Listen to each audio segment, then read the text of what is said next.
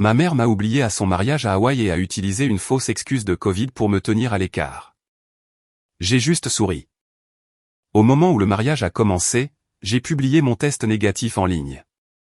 Quelques minutes plus tard, ma mère a appelé. Je m'appelle Audrey Collins. J'ai 17 ans. Et le matin où ma mère s'est mariée à Maui, j'étais seul dans notre cuisine à Denver, tenant un test Covid négatif et fixant mon téléphone pendant que tout le monde souriait pour les photos de mariage au bord de l'océan sans moi. À ce moment-là, je savais déjà que je n'avais pas été oublié de la manière normale dont on oublie un chargeur ou une valise. Je savais que j'avais été mise à l'écart lentement, proprement et silencieusement, comme quelqu'un qui dégage une place, met une table de côté et espère que personne ne demandera pourquoi une chaise est restée vide. Pendant des mois, le mariage avait été traité comme la plus belle chose que notre famille ait jamais faite. Il y avait des rendez-vous pour les robes, des listes de lecture, des plans de table, des nouvelles du fleuriste et d'innombrables stories Instagram sur les couchers de soleil, les roses blanches et le rêve de rendre enfin les choses officielles après toutes ces années. Mes frères et sœurs plus âgés avaient leur rôle. Ma mère avait son projecteur. Mon père avait son sourire facile et son habitude de prétendre que tout allait bien tant que personne ne disait la partie moche à voix haute. Et moi, j'avais un travail de barista à temps partiel, un appareil photo plein de moments que personne d'autre ne remarquait et le sentiment croissant que chaque conversation sur ce mariage m'évitait délibérément. Je me suis dit de ne pas être dramatique. Je me suis dit que les détails du voyage viendraient peut-être plus tard. Peut-être que quelqu'un s'était déjà occupé de mon billet. Peut-être que j'imaginais la distance parce que j'avais passé tant d'années à m'apprendre à avoir besoin de moi. Mais la veille de leur départ pour Hawaï, une simple question a tout révélé. Et au moment où la cérémonie a commencé, ma mère disait aux gens que j'avais la Covid pendant que je regardais une preuve qui disait le contraire. C'est à ce moment-là que j'ai arrêté de me faire toute petite pour mettre les autres à l'aise.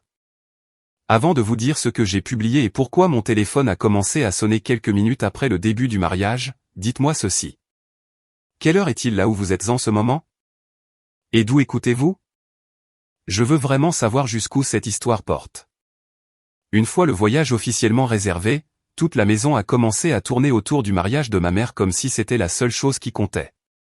Ces tableaux d'inspiration ont envahi l'îlot de la cuisine. Des échantillons de tissus et des notes de fleuristes se trouvaient là où nos boîtes de céréales étaient autrefois. Chaque soir, elle avait son téléphone appuyé contre un verre de vin pendant qu'elle publiait de petites mises à jour sur les centres de table, les plans de dîner au coucher du soleil et à quel point il était magique de planifier enfin le mariage qu'elle méritait. Ma sœur allait était soudainement chez nous presque tous les jours, aidant avec les détails des demoiselles d'honneur, goûtant des échantillons de gâteaux et accompagnant maman aux essayages et aux rendez-vous au spa. Mon frère Mason se retrouvait entraîné dans des conversations avec papa sur les smokings, la voiture de location et quelle veste de dîner était la meilleure pour une réception en bord de mer. Et moi, je me retrouvais constamment en marge de chaque pièce, assez proche pour entendre, mais jamais assez proche pour être incluse. Au début, je me suis dit que ce n'était pas grave. J'avais l'école, les échéances de terminale et mes quarts de travail du week-end au café. J'avais mon appareil photo, mon journal et l'habitude de prétendre que je m'en fichais alors que c'était clairement le cas. Mais le truc quand on est mis à l'écart pendant des années, c'est qu'on devient doué pour en reconnaître la forme. Ce n'est pas toujours bruyant. Parfois, ça ressemble à votre mère qui dit qu'elle s'est déjà occupée des détails du voyage et qu'elle vous enverra vos informations plus tard. Parfois, ça ressemble à votre sœur qui rentre à la maison avec des housses à vêtements et des sacs de courses pendant que vous êtes là, ne sachant toujours pas quelle couleur vous êtes même censé porter. Parfois, c'est votre père qui lève les yeux de son ordinateur portable et dit « Audrey, n'en fais pas toute une histoire alors que tout ce que tu as fait, c'est demander quel était le programme. » J'ai essayé plus d'une fois de proposer quelque chose d'utile. J'ai demandé si maman voulait que je prépare un journal de mariage imprimé avec des photos spontanées et de petites notes manuscrites des invités, car c'était en fait quelque chose pour lequel j'aurais été doué. J'ai demandé si elle voulait que je photographie le dîner de répétition ou que je fasse un livre de souvenirs pour après. Elle n'a même pas levé les yeux la première fois. La deuxième fois, elle a eu ce mince sourire qu'elle utilisait quand elle voulait paraître gentille tout en me fermant une porte au nez et a dit « Ma chérie, j'ai déjà tout géré. Celui-ci n'a vraiment pas besoin de ta touche. » Cette phrase est restée dans ma poitrine pendant des jours, non pas parce qu'elle était cruelle en soi, mais parce qu'elle s'intégrait trop parfaitement à tous les autres moments où j'avais essayé de faire un pas en avant et avais été discrètement ramené dans l'ombre. À mesure que la date de départ approchait, les détails devenaient plus bruyants pour tout le monde sauf pour moi.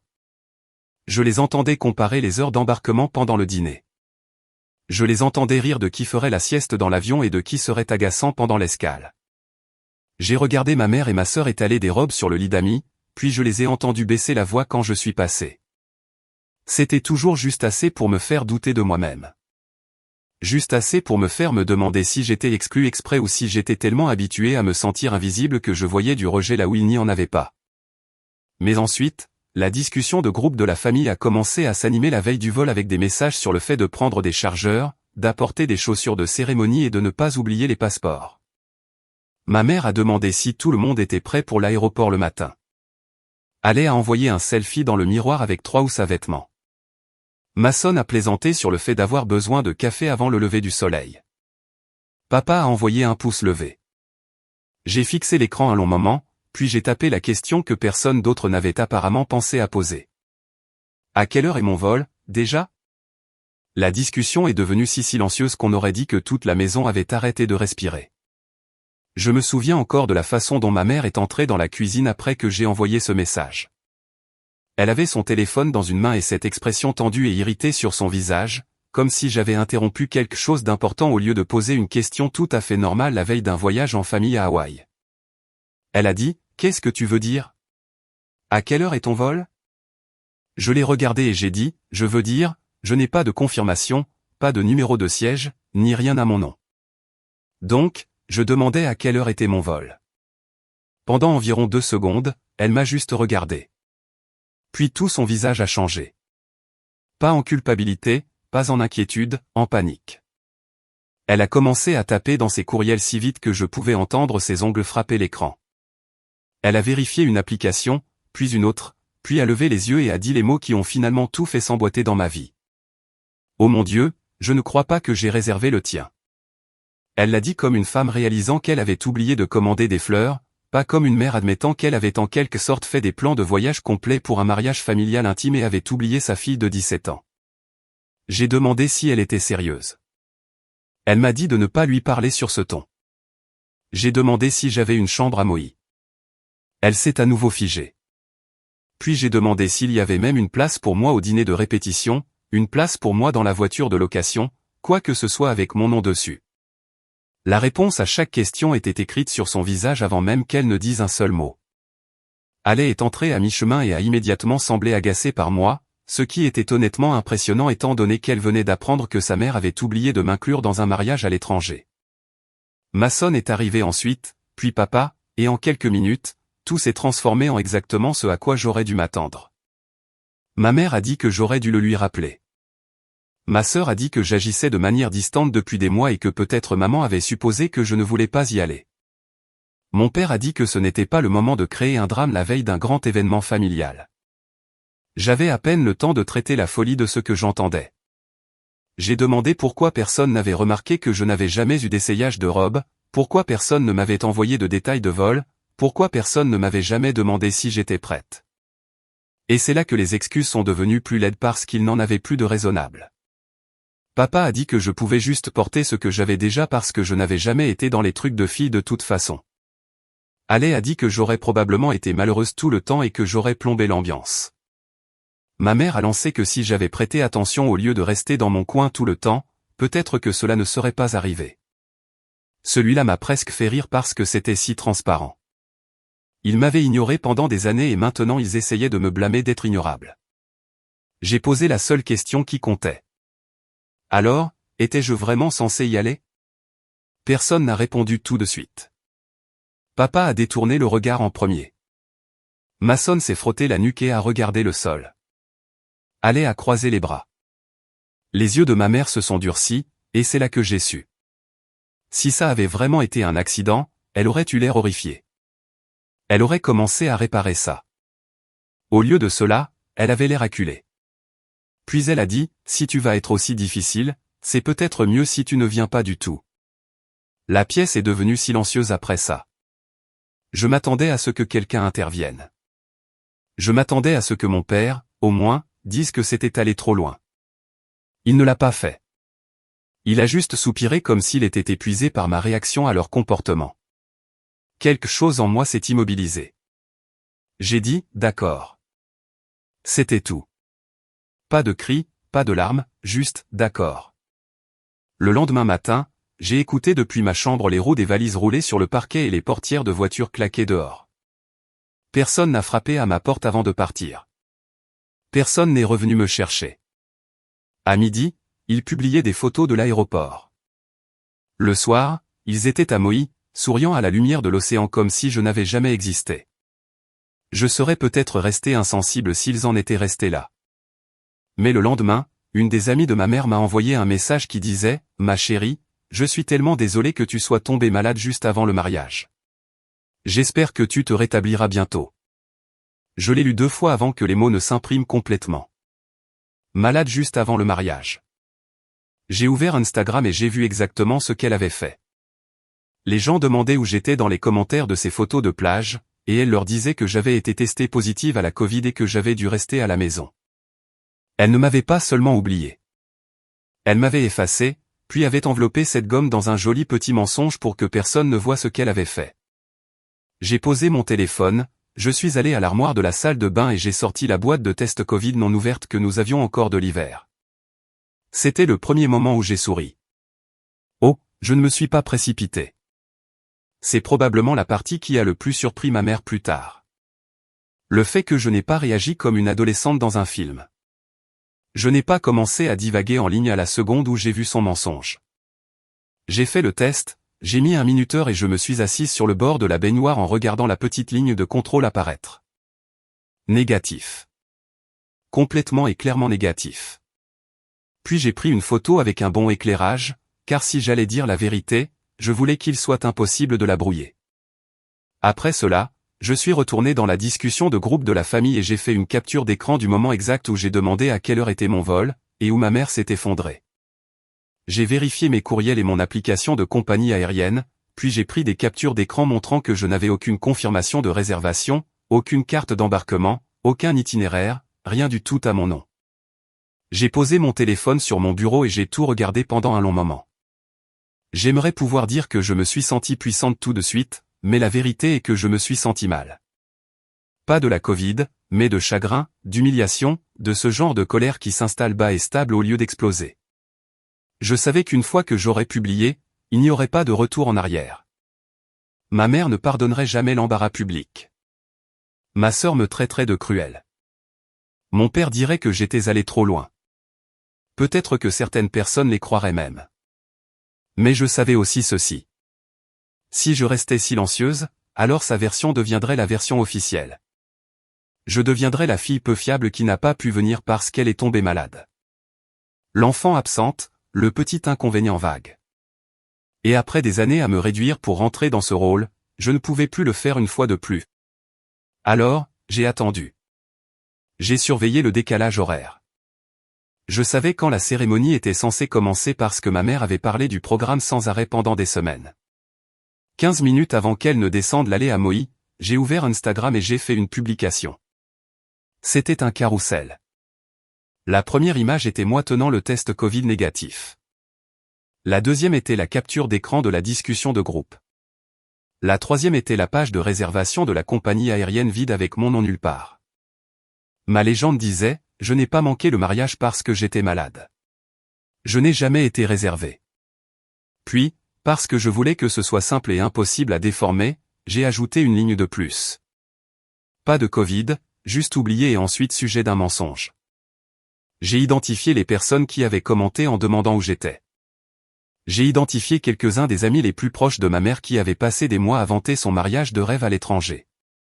Puis j'ai posé mon téléphone sur mon lit et j'ai attendu.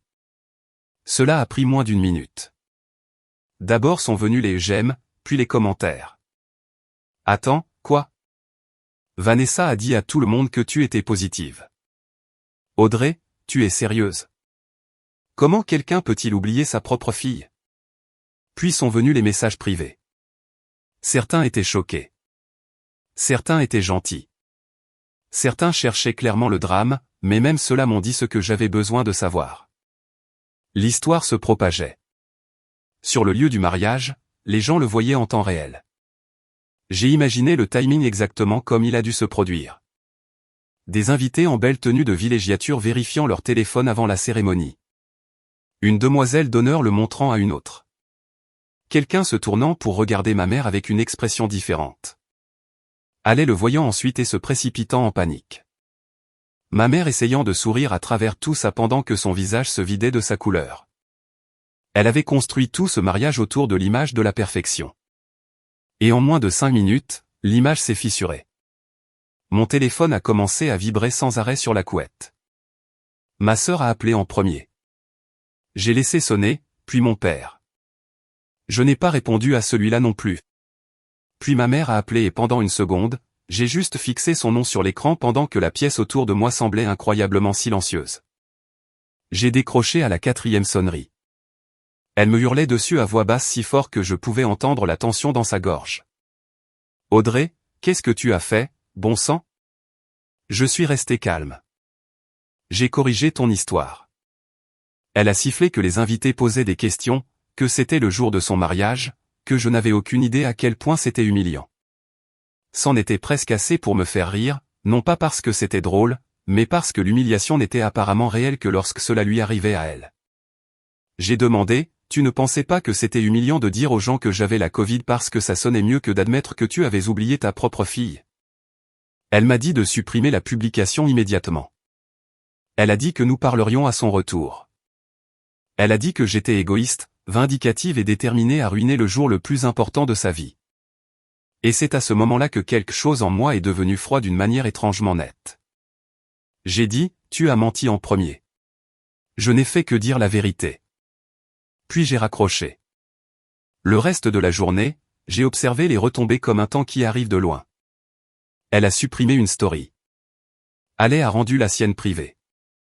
Papa n'a rien publié. Quelques invités m'ont désabonné après avoir regardé ma page, mais beaucoup plus d'entre eux ont envoyé des messages discrets disant qu'ils étaient désolés. Une des plus vieilles amies de ma mère a écrit, « Je ne sais même pas quoi dire. Je suis tellement désolée, ma chérie. » Celui-là m'a fait pleurer. Non pas parce qu'il réparait quoi que ce soit, mais parce que c'était la première fois depuis des jours que quelqu'un agissait comme si ce qui m'était arrivé comptait plus que l'événement que j'avais perturbé. Au moment où la cérémonie s'est terminée, je savais une chose avec certitude. Ma mère avait eu son mariage à Hawaï. Elle n'avait simplement plus le contrôle de son histoire. Quand ils sont revenus à Denver une semaine plus tard, la maison semblait remplie d'électricité statique. Personne ne m'a salué. Personne ne m'a demandé comment j'allais. Ma mère est entrée par la porte d'entrée avec l'air d'avoir 10 ans de plus et 2 fois plus en colère, mais elle avait toujours cette apparence soignée qu'elle portait toujours en public, comme si une partie d'elle croyait qu'elle pouvait surpasser l'humiliation par son apparence. Mon père a traîné les valises sans croiser mon regard. Allait est monté directement à l'étage et a claqué une porte.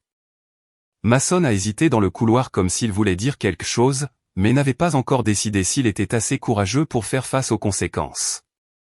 La confrontation a eu lieu ce soir-là dans la cuisine, ce qui semblait en quelque sorte approprié puisque c'était là que la vérité s'était d'abord effondrée. Ma mère a dit que je l'avais humiliée devant toutes les personnes qui lui étaient chères. Je lui ai dit qu'elle s'était fait ça à elle-même. Elle a dit que rien de tout cela ne serait arrivé si j'étais venu la voir en privé. Je lui ai rappelé que j'étais venu la voir en privé la veille du vol et qu'elle m'avait dit que je ne devrais peut-être pas venir du tout. Mon père est intervenu alors, non pas pour me défendre, mais pour se plaindre du timing. Il a dit qu'il devait y avoir une meilleure façon de faire que de publier pendant la cérémonie. Il n'arrêtait pas de revenir là-dessus, comme si la vraie blessure dans la famille était ma publication et non les mois d'exclusion qui l'avaient précédée. Ale a dit que j'adorais jouer la victime et que je cherchais toujours des moyens de tout ramener à moi. Celui-là m'a frappé plus fort que je ne l'aurais cru, car c'était une inversion si parfaite de la réalité. Tout leur système familial dépendait du fait que j'accepte les miettes en silence, puis que je sois qualifié de dramatique dès que je remarquais que la table était vide. Je n'ai pas crié. Je n'ai insulté personne. J'ai juste continué à répondre simplement jusqu'à ce que ma mère réalise qu'elle n'allait pas m'entraîner dans une dispute qu'elle pourrait plus tard utiliser contre moi. C'est laquelle a changé de stratégie. Le lendemain matin, il y avait un sac de créateur devant la porte de ma chambre avec un bracelet à l'intérieur et une note qui disait « Allons de l'avant ». Plus tard dans la journée, elle m'a demandé si je voulais aller déjeuner, juste nous deux. Le jour d'après, elle a mentionné qu'il pourrait peut-être faire quelque chose de spécial pour mon 18e anniversaire. Peut-être m'offrir une voiture plus tôt que prévu. Peut-être m'aider à refaire ma chambre. Peut-être. Ce n'était pas du remords. C'était pour limiter les dégâts. Elle essayait d'acheter le silence comme certaines personnes achètent des fleurs après une dispute publique. Quand je n'ai pas répondu, elle est redevenue méchante. Elle a dit que j'aimais la punir. Elle a dit que j'étais devenue froide et irrespectueuse. Elle a dit que je rendais impossible la guérison de la famille. Le mot « guérir » m'a presque donné le vertige. Rien dans cette maison n'avait jamais guéri. Tout avait juste été couvert et porté par-dessus. C'est cette semaine-là que j'ai commencé à dormir avec mes documents importants cachés sous mon matelas et mon sac à dos à moitié fait dans le placard. Je n'ai dit à personne ce que je préparais car pour la première fois de ma vie, j'ai compris que le secret pouvait aussi m'appartenir. Pas le vilain secret des mensonges, mais celui qui protège. Celui qui vous donne le temps de partir avant que quelqu'un ne vous convainque que rester, c'est de l'amour. J'ai appelé ma grand-mère, Elanée, tard un soir après que tout le monde soit allé se coucher. Elle vivait près de Phoenix et avait toujours été la seule adulte de ma famille qui me regardait assez longtemps pour remarquer quand quelque chose n'allait pas. Je lui ai tout raconté, pas seulement le billet et le mensonge, mais les années qui ont précédé, les petites exclusions, la façon dont elle et maman se déplaçaient comme un duo pendant que j'apprenais à me rendre utile seul, la façon dont papa choisissait toujours la paix plutôt que la vérité. Même lorsque cette paix me coûtait ma place dans la pièce, je m'attendais à ce qu'elle soit triste. Je ne m'attendais pas à la fureur silencieuse dans sa voix. Elle a dit, « Audrey, un enfant n'est pas oublié autant de fois par accident. » Puis elle m'a demandé si je me sentais en sécurité en restant là. J'ai dit, oui, techniquement, mais que je ne pouvais pas continuer à vivre dans cette maison si je voulais rester saine d'esprit. À la fin de l'appel, elle avait pris plus de décisions à mon sujet que mes parents en avaient prises en des mois. Elle venait à Denver avec mon oncle Daniel. Elle voulait que je reste chez la famille de mon ami Brooke pendant un certain temps au lieu d'essayer de déménager directement dans un appartement peu sûr à 17 ans. Elle voulait que je commence à réfléchir sérieusement au collège communautaire, au travail et à ce que signifierait construire une vie qui ne dépendrait pas des humeurs de personnes qui ne m'aimaient que lorsque j'étais pratique.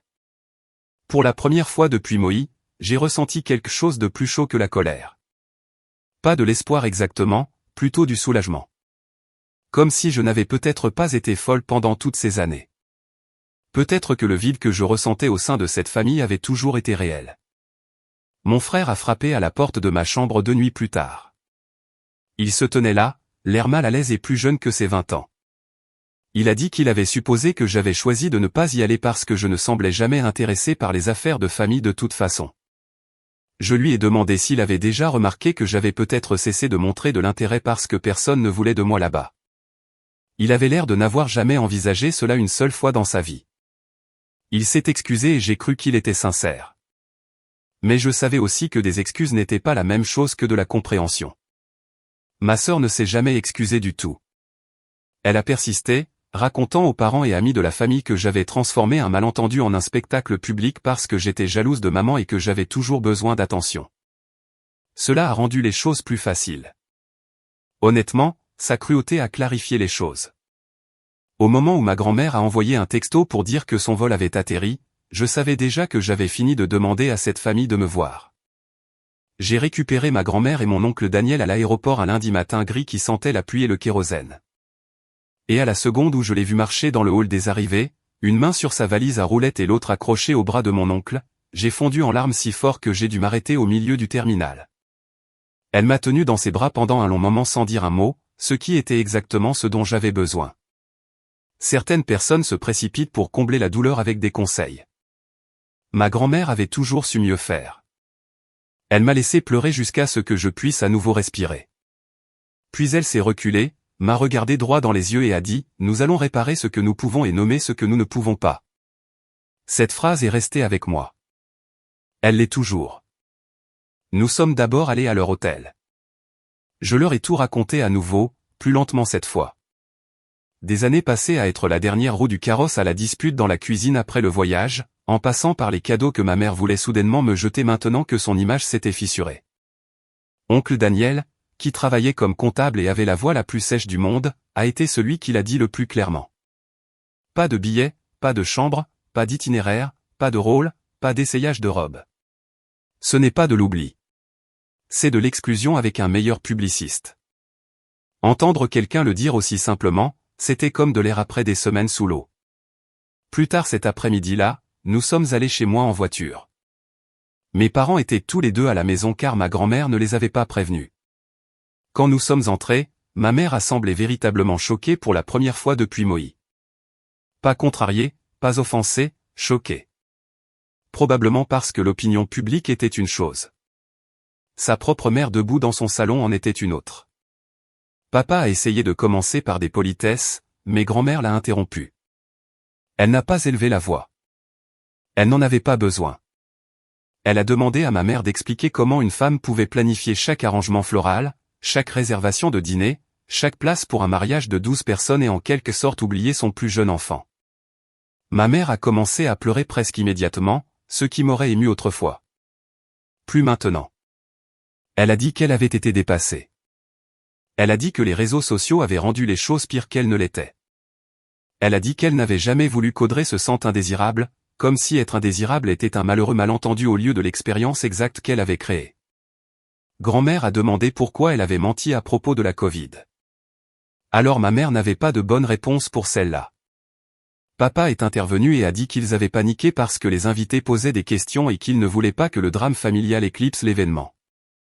Oncle Daniel a dit, alors vous avez choisi un mensonge qui a fait porter l'embarras à votre fille à votre place. Papa n'avait pas de réponse non plus. Pendant qu'il parlait, grand-mère m'a dit de monter faire mes valises avec les choses qui comptaient le plus. Pas tout, juste ce dont j'avais besoin pour partir ce jour-là. J'ai pris 2 valises, mon sac à dos, mon appareil photo, mes journaux, mon ordinateur portable, mes dossiers scolaires, mes documents et la petite boîte où je gardais mes fiches de paie et l'argent du café.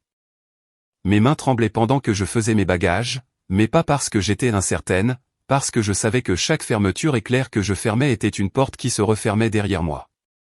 Quand je suis revenu en bas avec mes valises, l'atmosphère dans le salon avait changé. Mon père avait l'air rouge et acculé.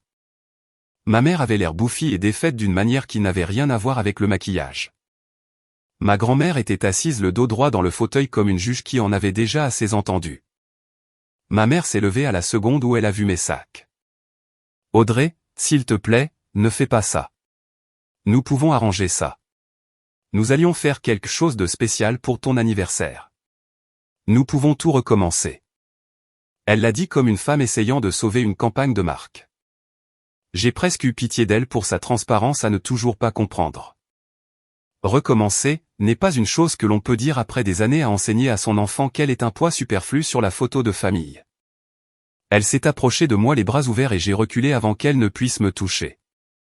Garde ça pour toi, j'ai dit. Mon père m'a dit de ne pas être impoli, et pour une fois, mon oncle a répliqué avant que je n'aie à le faire. Il a dit à papa que la décence arrivait un peu tard dans la journée pour des leçons de ton. Ma grand-mère avait déjà arrangé que je reste chez la famille de Brooke jusqu'à ce que nous puissions trouver la prochaine étape. Brooke et ses parents avaient offert sans hésitation, ce qui a failli me briser le cœur de la manière la plus douce, car c'est à cela que les soins devaient ressembler. Pas de grande performance, pas de bijoux d'excuses, juste une chambre sûre et des gens qui pensaient ce qu'ils disaient. Ma mère a essayé un dernier angle avant que je parte. Elle a dit qu'elle avait déjà rédigé une publication expliquant tout et s'excusant publiquement, espérant que cela me montrerait peut-être à quel point elle était sérieuse. Grand-mère a immédiatement mis fin à cela. Ce n'est pas un problème de relations publiques, Vanessa. C'est un problème de maternité. Je n'oublierai jamais l'expression sur le visage de ma mère quand elle a entendu ça. C'était la première fois de la journée que quelqu'un nommait le véritable échec. J'ai roulé mes valises jusqu'à l'aller moi-même. Personne ne m'a arrêté. Mason se tenait dans l'embrasure de la porte comme s'il voulait aider, mais ne savait pas s'il en avait gagné le droit. Aller et rester à l'étage, ce qui, honnêtement, semblait cohérent avec tout le reste. Alors que mon oncle chargeait mes sacs dans le coffre, j'ai jeté un dernier regard sur la maison dans laquelle j'avais passé des années à essayer d'appartenir. Les fenêtres étaient lumineuses. La pelouse était tondue. De l'extérieur, elle ressemblait toujours au genre d'endroit que les gens envient. Puis je suis monté dans la voiture et je suis parti quand même. C'était le geste silencieux. Pas la vengeance pour la vengeance. La survie sans mendier. Vivre chez Brooke pendant ces premières semaines semblait étrangement irréel. Non pas parce que c'était luxueux. Ce n'était pas le cas. La maison de sa famille était plus petite que la nôtre, plus bruyante et loin d'être aussi soignée, mais les gens là-bas disaient « bonjour » et le pensaient. Sa mère me demandait si j'avais mangé. Son père laissait la lumière du porche allumée quand il savait que je rentrerais tard d'un quart de travail au café. Brooke frappait avant d'entrer dans ma chambre. Personne dans cette maison ne faisait de l'amour un prix que je devais gagner en devenant plus pratique. Ma grand-mère m'a aidé à tracer le côté pratique de ma vie comme mes parents auraient dû le faire des années auparavant. Nous avons examiné les options de collège communautaire près de Denver pour que je n'ai pas à faire exploser mon avenir juste pour m'en sortir. Nous avons parlé d'un transfert plus tard si je le voulais. J'ai ajouté des quarts de travail au café. J'ai ouvert mon propre compte bancaire. J'ai commencé une thérapie avec une conseillère spécialisée dans les adolescents négligés. Et pendant les premières séances, je savais à peine comment parler sans tout minimiser. Je n'arrêtais pas de dire des choses comme « ce n'était pas si grave » ou « ils ne m'ont jamais frappé » ou « je pense que je suis peut-être juste trop sensible ». Ma thérapeute attendait que je finisse, puis posait une question qui enlevait tout le rembourrage. Si une amie te disait que cela lui était arrivé, le qualifierais-tu de mineur ? Je n'ai jamais eu de bonne réponse à cela. Pendant que je reconstruisais ma vraie vie, la fausse vie de ma mère continuait de s'effondrer au ralenti. Elle a essayé de publier des excuses soigneusement formulées sur Instagram qui mentionnaient d'une manière ou d'une autre le stress, la mauvaise communication et la pression émotionnelle de la planification d'un mariage bien plus qu'elle ne me mentionnait. Elles ont été reçues exactement aussi mal qu'elle le méritait. Les gens n'ont pas répondu comme avant. Certains de ses amis du cercle social le plus proche sont restés silencieux. Quelques-uns l'ont carrément désabonné. Elle avait fait partie du comité d'organisation d'un déjeuner de charité dans notre région. Et selon l'un des SMS en colère de Haley, plusieurs femmes lui avaient suggéré de prendre du recul pendant un certain temps car l'événement était centré sur les valeurs communautaires et le bien-être familial. Cette ironie s'écrivait presque d'elle-même. Ses recommandations immobilières ont également ralenti. Pas en une chute spectaculaire, mais de la manière dont la confiance s'échappe de la réputation d'une personne une fois que les gens voient l'écart entre l'image et la vérité. Personne n'aime découvrir que la femme qui vend des maisons parfaites ne peut même pas expliquer ce qu'elle a fait à son propre enfant. Mon père continuait d'essayer de me joindre par des messages prudents et mesurés qui parvenaient toujours à éviter le cœur de la blessure. Il était désolé de la tournure des événements. Il regrettait que la situation du mariage ait dégénéré. Il espérait qu'un jour nous pourrions parler en famille. J'ai remarqué qu'il n'écrivait presque jamais le mot « désolé » à côté d'une action réelle qu'il avait entreprise. Il avait passé toute ma vie à choisir le chemin de la moindre résistance, et cela avait toujours signifié choisir ma mère. Il n'était pas inoffensif simplement parce qu'il était plus silencieux. Haley est restée furieuse et impossible. Elle a dit que maman était humiliée, que je lui avais coûté des amitiés, que les gens parlaient, que j'avais puni toute la famille pour une seule erreur. Une seule erreur. Cette phrase m'en a dit plus que toute autre chose.